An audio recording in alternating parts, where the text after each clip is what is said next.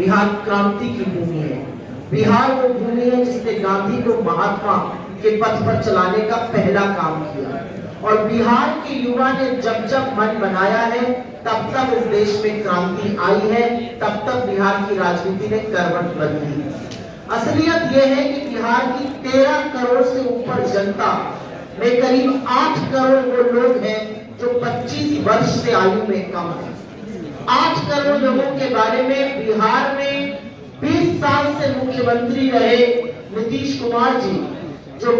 तथाकथित double engine की सरकार चल रही है, वो उनके बारे में क्या सोचती है ये आपको बिहार की सड़कों पर दिख रहा है, आपको बिहार के पलायन में दिख रहा है, आपको पेपर लीक में दिख रहा है, आपको कड़कड़ाती ठंड में जिन युवाओं पर पानी की बौछार डाली गई, जिन पर लाठियां और डंडे बरसाए गए, उनके जज्बे में दिख रहा है। बिहार जब रोजगार मांगता है, बिहार जब सड़कों पर उतरता है पेपर लीक के खिलाफ, उस पर प्रशासन का जो प्रताड़ना है वो सरकार का असली चेहरा है। बिहार के युवा पलायन इसलिए नहीं कर रहे कि उनको बिहार की अपनी भूमि से प्रेम नहीं है। बिहार के युवा पलायन इसलिए कर रहे हैं क्योंकि 20 साल से मुख्यमंत्री रहने के बाद, डबल इंजन की सरकार चलाने के बाद, बड़े बड़े दावों और खोखले वादों के बावजूद बिहार के युवाओं के लिए रोजगार नहीं बना है, और बिहार के युवाओं को मजबूरी में पलायन करना पड़ रहा है। असलियत ये है कि चाहे वो सेंट्रल गवर्नमेंट हो, बीजेपी की डबल इंजन का एक डब्बा और डबल इंजन का दूसरा डब्बा। डबल इंजन के एक डब्बे से आप रोजगार मांगिएगा तो आपको पकौड़ा तलने की सलाह देने लगते हैं, डबल इंजन की दूसरे डिब्बे से रोजगार मांगेगा तो आप पर लाठियां बरसाने लगते हैं, और इसी के चलते बिहार का युवा आज पलायन कर रहा है। प्रदेश अध्यक्ष महोदय, भाई वरुण जी, भाई हरिदास जी,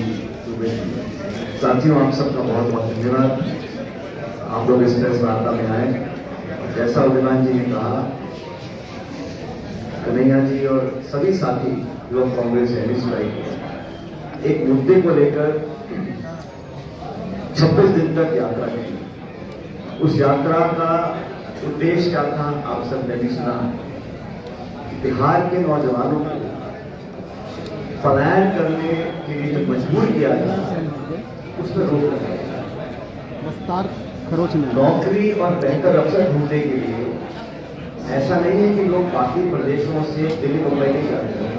या बड़े शहरों में नहीं जाते, विदेश नहीं जाते, लेकिन वो बेहतर अवसर तलाशने के लिए जाते हैं। उस पर किसी को आपत्ति नहीं है,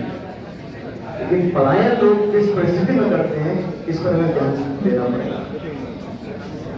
अव्यवस्था, गरीबी, लाचारी, अविश्वास,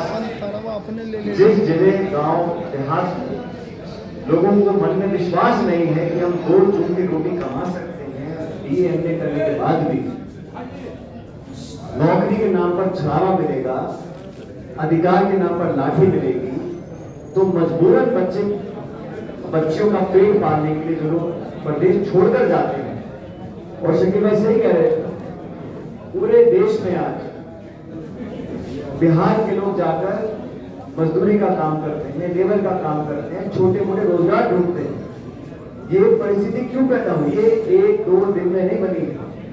सालों साल तक बिहार के साथ जो भेदभाव हुआ, बिहार के शासकों ने यहाँ जो नौजवानों की अनदेखी करी, 2 पीढ़ियां निकल गई, और आज ये हालत बन गए हैं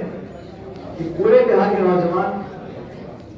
अपना भविष्य अंधकार में देखते हैं, और ये बहुत दुख की बात है। बिहार हिंदुस्तान के सबसे युवा राज्यों में से एक है, और बिहार के नौजवान में जो प्रतिभाएं हैं, जो अपार उम्मीद है, संभावनाएं हैं, उसको तलाशने की बजाय, उनको ढूंढने की बजाय, उनको संवारने की बजाय उनसे मुंह मोड़ा जाता है।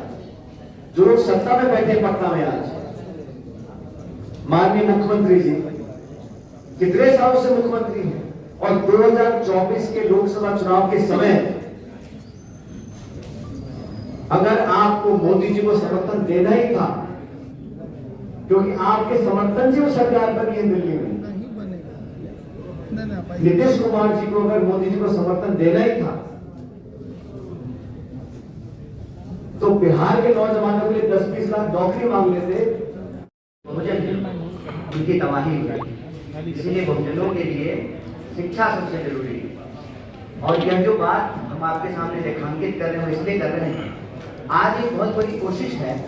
कि इतिहास में शोषण के खिलाफ जो संघर्ष है उन संघर्षों को भुला दिया जाए, ताकि जो मौजूदा शोषण है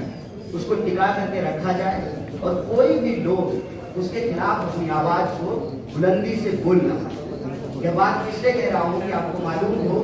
कि महात्मा ज्योतिबा फुले और माता सावित्रीबाई फुले की जीवनी पर एक फिल्म बनी जिसको सेंसर बोर्ड ने जो है वो प्रतिबंधित कर। तमाम प्रोपेगेंडा फिल्में बनती हैं, अलग अलग फाइल, पता नहीं कौन कौन सा फाइल निकल रहा है, लेकिन जो हमारा शोषण के खिलाफ संघर्ष का इतिहास है उसको नहीं दिखाने दिया जाए, ताकि हम चुपचाप बर्दाश्त करते रहे पलायन को, गरीबी को, बेकारी को, आसमान छूती महंगाई को, अव्यवस्था को, और इसके खिलाफ कोई आवाज नहीं उठाई। तो यह जो पलायन रोको नौकरी दो यात्रा है, यह यात्रा इतिहास के हमारे शोषण के खिलाफ संघर्षों को जोड़ना और मौजूदा समय में जो शोषित, वंचित, पीड़ित लोग, किसी भी जाति के गरीब लोग, दलित, पिछड़े, अति पिछड़े, महिलाएं, आदिवासी, किसान, मजदूर, बिहार के आम आवाम के सवाल को उठा सके। और यह यात्रा विभिन्न जिलों से होते हुए आज पटना पहुंची है और वही अपना हक की बात करने के लिए हम आज मुख्यमंत्री जी से मिलने का प्रयास करेंगे। इस यात्रा के दौरान हम विभिन्न जिलों से जब गुजरे लगभग 1 लाख प्रभावित वर्ग के छात्रों और नौजवानों से मिले। हर जिले में प्रेस कॉन्फ्रेंस हुई और वो उस जिले का जो स्थानीय मुद्दा था उसको हम लोगों ने उठाया है। आज हम उम्मीद करते हैं कि बिहार के मुखिया जो बिहार की आवाज है, जो बिहार की मांग है, उसको सुनेंगे और उसका समाधान निकाल करके बिहार प्रगति के रास्ते पर, समानता और बराबरी के रास्ते पर, न्याय के रास्ते पर आगे बढ़ेगा। बहुत बहुत शुक्रिया, बहुत बहुत मुख्य तौर पर इस कार्यक्रम में आए सभी शरणार्थियों तमाम बैठे हमारे मिलकर देखिए हमारी यात्रा 16 मार्च चंपारण से शुरू होकर गांधी आश्रम से आज पटना पहुंच रही है। और इस यात्रा के दौरान लाखों छात्रों से, युवाओं से, हमारे तमाम यूथ कांग्रेस के अध्यक्ष हमारे प्रभारी कन्हैया कुमार जी जो यहाँ के पीछे बैठे हैं, वो तमाम लोग हमारे एनएसयूआई के प्रदेश अध्यक्ष, यूथ कांग्रेस के प्रदेश अध्यक्ष, तो तमाम लोगों ने छात्र छात्राओं से बात करी, युवाओं से बात करी और एक चीज तो तय हो गई है बात करने को लेकर कि बीजेपी और जेडीयू सरकार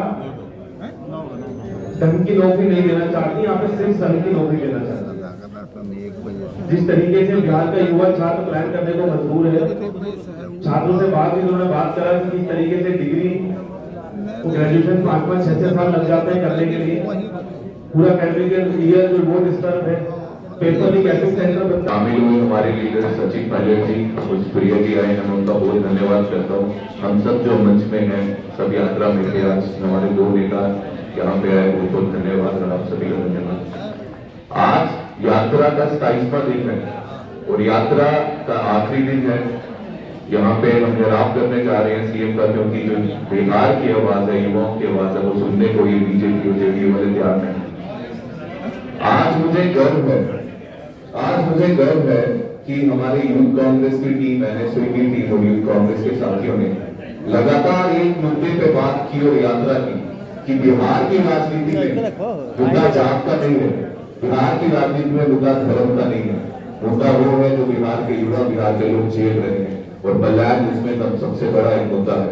क्यों ये बिहार के लोग इतने मजबूर होते हैं कि अपने परिवार वालों को, घर वालों को छोड़ के बाहर प्रदेश में मजदूरी करके जाना पड़ता है? क्यों बिहार में ऐसी सुविधाएं नहीं मिलती, रोजगार नहीं मिलता कि यहाँ पर युवा बलैन कर रहा है?